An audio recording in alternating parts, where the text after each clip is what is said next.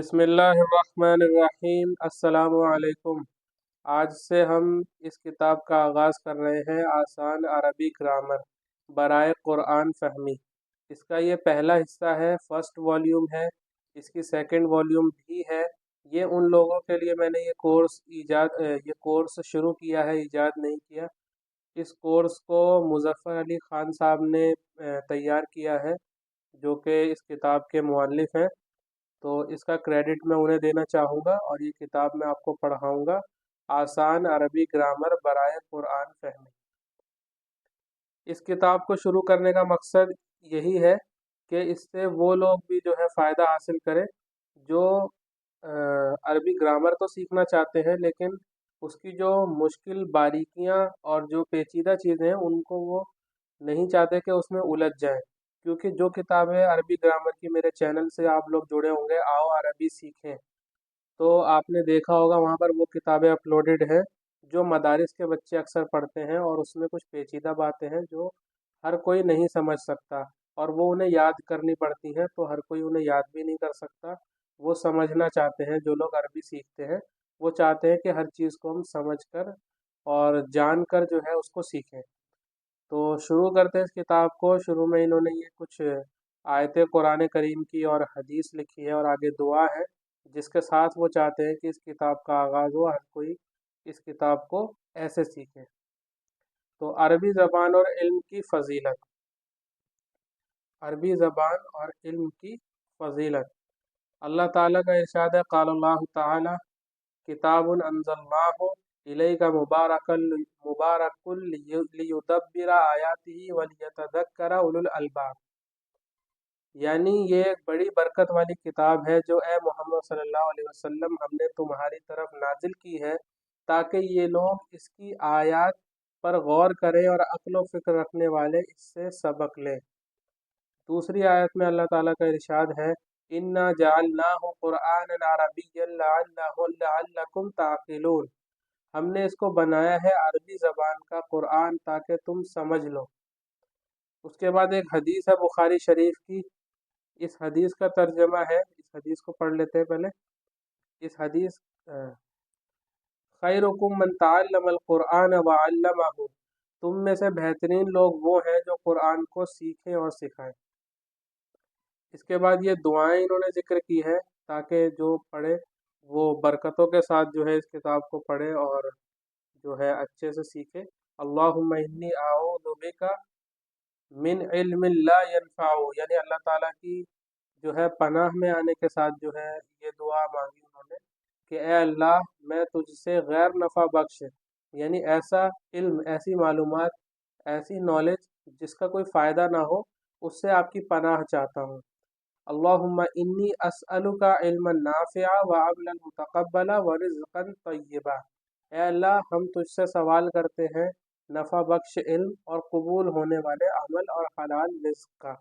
ये इस दुआ का तर्जमा है। इसी दुआ के साथ उन्होंने आगाज़ किया है इस किताब का। तो आगे चलते हैं। हुरूफ़ तहज्जी। जैसे इंग्लिश में अल्फ़ाबेट्स होते हैं ए टू जेड, ऐसे ही अरबी में भी होते हैं, इन्हें हुरूफ़ तहज्जी कहते हैं। तो नीचे इन्होंने बता रखा है अल्फ़ाबेट्स में कि अरबी ज़बान में 28 हरूफ हैं। अगर अलिफ को भी शामिल कर लिया जाए तो 29 बन जाते हैं। ये हरूफ अरबी ज़बान की बुनियाद है। इनसे अल्फाज बनते हैं और अल्फाज से जुमले, जिसको लोग एक दूसरे से बातचीत के लिए इस्तेमाल करते हैं। इनको अब पढ़ लेते हैं एक बार। मैं उम्मीद करता हूँ कि आप लोग जो भी इस किताब को पढ़ रहे हैं वो पहले से कुरान पढ़ना जानते हैं, यानी उनको रीडिंग आती है। उन्हीं लोगों के लिए ये कोर्स डिज़ाइन किया गया है। इसमें वो लोग नहीं हैं जो अल्फ़ाबेट्स भी नहीं जानते और जिनको अरबिक रीडिंग नहीं आती है। ज़ेर ज़बर पेश के साथ अलिफ, बा, ता, सा, जीम, हा, खा, दाल सॉरी, जाल, रा, जा, सीन, शीन, सौद, ज़ाद, ता, ज़ा, आइन, गाइन, फा, क़ाफ, काफ, लाम, मीम, नून, वाव, हा, हमज़ा, या। ये हो गए, ये 28 हरूफ हैं। लेकिन ये यहाँ लिखे वाली अगर अलिफ को शामिल करें तो 29 हो जाते हैं ये। ठीक है, तो इसके नीचे इन्होंने लिखा है लफ्ज़ की दो किस्में हैं, एक कलीमा और दूसरा मुहम्मल। यानी दो लफ्ज़ होते हैं, दो तरीके के लफ्ज़ होते हैं, एक मुहम्मल होता है, एक कलीमा होता है। दोनों की तारीफ बता रहे हैं। मुहम्मल ऐसा लफ्ज़ है जो बेकार है, जिसके कोई माना नहीं होते। ये मुहम्मल है यानी बेकार लफ्ज़ जिसका कोई मतलब नहीं, जैसे हा हा हूँ की आवाज़, इनका कोई मतलब नहीं, तो ये मुहम्मल हो गए। ऐसे ही होता है कलीमा, कलीमा जिसका मतलब हो, जो मुहम्मल ना हो, जिसका मतलब हो। ठीक है, अब कलीमे की आगे तारीफ बयान करते हैं।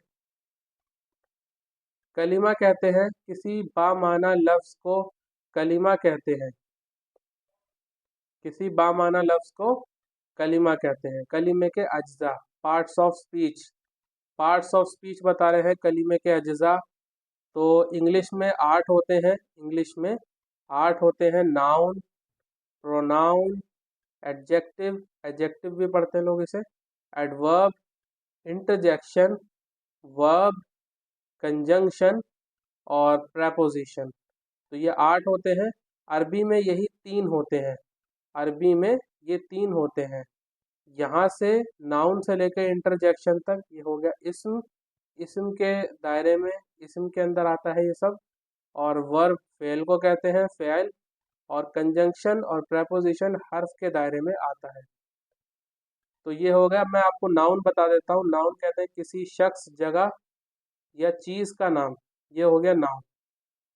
उसके बाद प्रोनाउन किसे कहते हैं, जो नाउन के बदले में इस्तेमाल किया जाए। जैसे कोई शख्स कहे ही इज़ हामिद, तो हामिद जो है उसका नाम हो गया और ही जो है उसका प्रोनाउन हो गया। जैसे ही या वो कह सकते हैं हम उर्दू में, वो, ये, इस, उस, ये सब क्या हो गया, नाम का बदल हो गया, इसे प्रोनाउन कहते हैं। ठीक है, जो नाम के बदले इस्तेमाल किया जाए। एडजेक्टिव, नाउन की विशेषता, उसका, उसकी सिफत, उसकी तारीफ, नाउन की तारीफ करने वाला लफ्ज़ जो है उसे एडजेक्टिव कहते हैं। एडवर्ब, किसी अमल की कब कैसे की इत्तिला देने वाला लफ्ज़, इसको क्या कहते हैं, एडवर्ब कहते हैं। इससे क्या है, जुमले का मतलब बदल जाता है। इसको एडवर्ब कहते हैं, जो इससे जुमला या जो है वर्ब है उसका मतलब बदल बदल जाए, सेंटेंस का मीनिंग बदल जाए, उसे एडवर्ब कहते हैं। जैसे मिसाल के तौर पे मैं कहूँ मैंने इस काम को किया, तो ये हो गया यहाँ पर एक सेंटेंस। लेकिन अगर मैं इसमें ये जोड़ दूँ मैंने इस काम को अच्छी तरह से किया, तो अच्छी तरह से, इसने पूरे सेंटेंस का मीनिंग बदल दिया।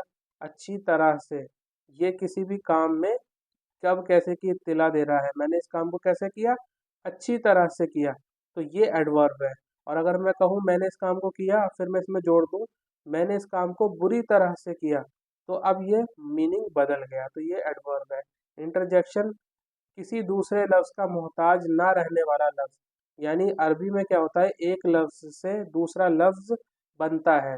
ठीक है, तो कुछ अल्फाज ऐसे होते हैं जो किसी से नहीं बनते, जो किसी के मोहताज भी नहीं होते और किसी से नहीं बनते, उसे इंटरजेक्शन कहते हैं। तो वो इसम के सब दायरे में आ गई है। उसके बाद फ़ेल है, फ़ेल कहते हैं वर्ब को।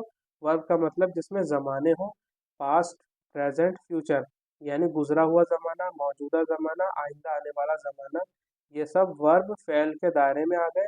किसी भी लफ्ज़ के अंदर अगर कोई ऐसा मीनिंग आ रहा है किसी काम को करने का, जैसे चलना, लेटना, बैठना, उठना, खाना, पीना, सोना, इन सब में क्या है, कुछ काम करने का मतलब आ रहा है और प्लस इसके अंदर कोई ना कोई ज़माना हो, जैसे करना या उठना बैठना, इससे ये नहीं पता चल रहा किस ज़माने में किया है।